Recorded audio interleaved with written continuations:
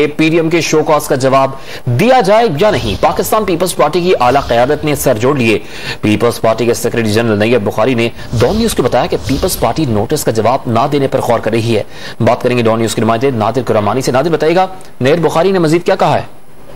देखें, जो पीडीएम की जानिब से पीपल्स पार्टी को शोकाज नोटिस जारी किया गया है, उस मामले पर पीपल्स पार्टी ने मुशावरत की है और जराए का कहना है कि पीपल्स पार्टी के बाद रहनुमाओं ने बिलावल भुट्टो जरदारी को शोकाज नोटिस का जवाब ना देने की तजवीज दी है।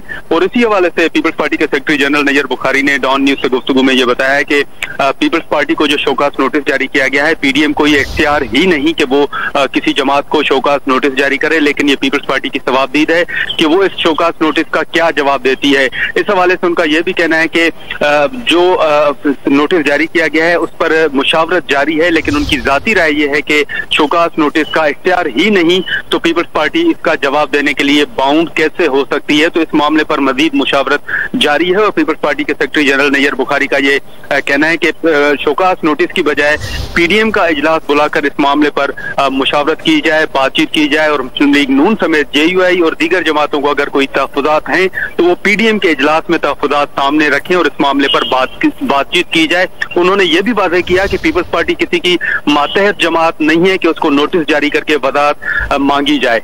जी बहुत शुक्रिया नादिर, हमें अपडेट कर रहे थे।